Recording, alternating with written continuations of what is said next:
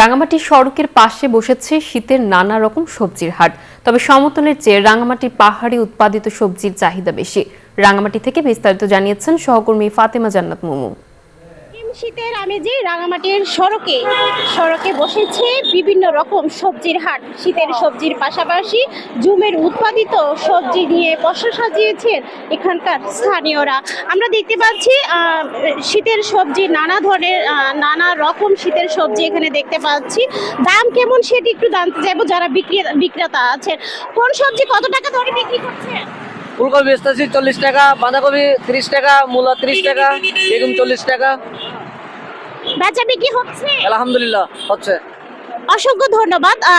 এখানে যারা স্থানীয় আছেন তারা তো এই সবজি কিনে নিয়ে যান এবং যারা পর্যটক আছে তারাও কিন্তু এই সবজি কিনে নিয়ে যায়। আমরা দেখতে পাচ্ছি শাক, বিভিন্ন রকম শাক দেখতে পাচ্ছি, বেগুন, আলু, টমেটো, তারপর ফুলকপি, বাঁধাকপি, মিষ্টি লাউ। আমরা অনেক সবজি আমরা এখানে দেখতে পাচ্ছি। একই সাথে এখানে বিভিন্ন ধরনের জমির উৎপাদিত কচুমুখী, তারপর কাঁঠাল, তারপর 12 মাসি কাঁঠাল যেটা বলা হয় সেটিও আমরা এই সবজির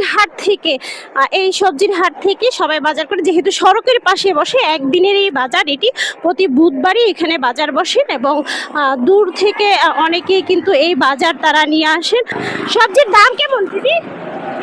সরি দিদি, আমি তো বাজার করি না, তো এই যে সড়কের পাশে এভাবে বাজার বসেছে, কিনতে কেমন লাগছে আপনাদের? ভালো লাগে কিনতে। দাম কি বাজারের চেয়ে এখানের এই হাটেরটা কি সস্তা মনে হচ্ছে? হ্যাঁ, একটু সস্তা থাকে। অসংখ্য ধন্যবাদ। এটা হচ্ছে যেহেতু একদিনের বাজার, এই হাটে কিন্তু কম দামে ভালো মানের সবজি তারা কিনে নিয়ে যেতে পারে। যেহেতু শীতের মৌসুম, আর শীতের সময় নানা প্রকার সবজি পাওয়া যায়, যেটা অন্যান্য মৌসুমে কিন্তু আমরা দেখতে পাই না। তো রাঙামাটি থেকে এই ছিল আমার কাছে সর্বশেষ তথ্য। ফিরে যাচ্ছি স্টুডিওতে।